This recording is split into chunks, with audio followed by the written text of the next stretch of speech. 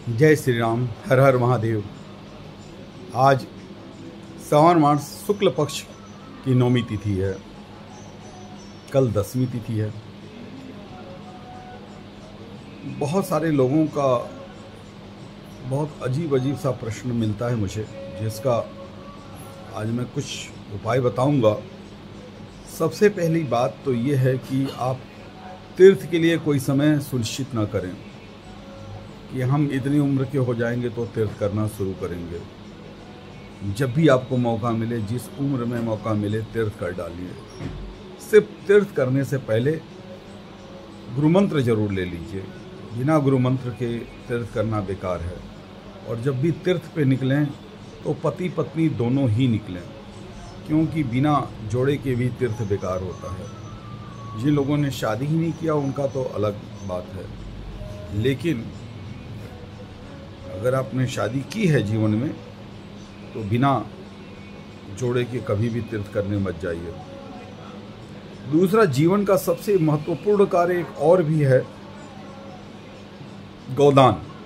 गोदान के लिए भी हम लोग इंतजार करते हैं कि जब हम मरने लगेंगे तो हमारे बच्चे गोदान करा देंगे।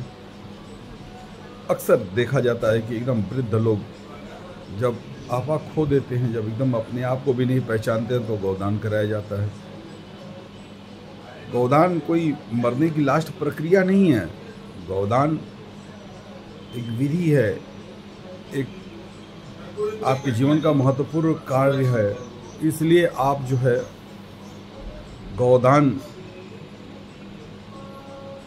60 के बाद तो जरूर करा दीजिए। जब आप एकदम स्वस्थ हों, जब आंखों से दिख रहा हो, जब आप उठ बैठ सकते हैं, जब आप मुद्राएं ले सकते हैं, गोदान तभी कराइए। और जब तक आप जीवित हैं उस गौ के लिए चारा दीजिए। गोदान ऐसे ही ब्राह्मण को करिए जो उस गाय को रखे।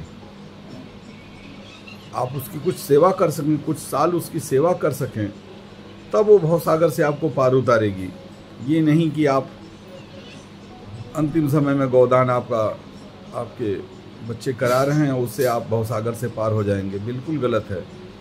अगर आपको सच में गोदान करना है तो आप जब एकदम स्वस्थ हैं तभी कर डालिए गोदान, और कुछ साल उस गाय की सेवा भी करिए। अगर आपको नहीं पता चल रहा है कि किस ब्राह्मण को गोदान करें, तो आप मुझसे संपर्क कर सकते हैं। मैं आपको बता भी सकता हूँ कि कहाँ पे जाएं, कहाँ पे गोदान करें। विधिवत आपका गोदान करा दिया जाएगा वहाँ पे। और उस गाय की सेवा के लिए जब तक वो गाय जीवित रहेगी, जब तक आप जीवित रहेंगे, उसकी सेवा कर सकते हैं आप। तो गोदान ऐसी जगह करिए। और गोदान करने के लिए ये नहीं कि तुरंत वो ब्राह्मण कहीं से बछिया पकड़ के लाए, गोदान करा दिए, इसके बाद वो गाय मर गई कि जिंदा है कि क्या हुआ उसके साथ, ये भी आपको नहीं पता होता है। ऐसे गोदान करने का क्या फ़ायदा हुआ? कोई फ़ायदा नहीं है। मरने के बाद बैतरणी पार कराने के लिए महापात्र लोग उस समय गोदान कराते हैं, और वो भी पता नहीं कहाँ से गाय पकड़ के लाते हैं। उस गाय का फिर क्या होता है, कुछ भी पता नहीं होता है। इसलिए मैं आप सबको बोलूँगा कि जब आप एकदम स्वस्थ हैं तो गोदान कर डालिए। गोदान कर डालिए। अगर आपके पास समय है तो हर पितृपक्ष में गरुड़ पुराण जरूर सुनिए, क्योंकि ये मरने की बात की प्रक्रिया नहीं है। गरुड़ पुराण हम लोग अक्सर जब घर में किसी का देहांत हो जाता है तो सुनते हैं, ऐसा नहीं है। गरुड़ पुराण पहले ही सुनिए, उसके विषय में जानिए, क्योंकि जब कोई इंसान मर जाता है तब से लेके अंतिम क्रिया तक उसका ज्ञान आपको होना चाहिए। शुरू का ही ज्ञान आपको नहीं होगा। आप 2 दिन 3 दिन बाद गरुड़ पुराण शुरू करेंगे तो पहले की विधियों को कौन जानेगा? पहले भी सनातन में बहुत सारी विधियां हैं। इसलिए आप गरुड़ पुराण भी जरूर सुन डालिए। जितनी बार हो सुनिए। गरुड़ पुराण सुनना कोई गलत बात नहीं है। तो ये नहीं है कि नहीं, जब घर में किसी का अंतकाल हो जाएगा तभी हम सुनेंगे। बिल्कुल ऐसा नहीं है। एक पुराण है वो, जो कि जन्म से लेकर मृत्यु तक की विधियों को बताता है।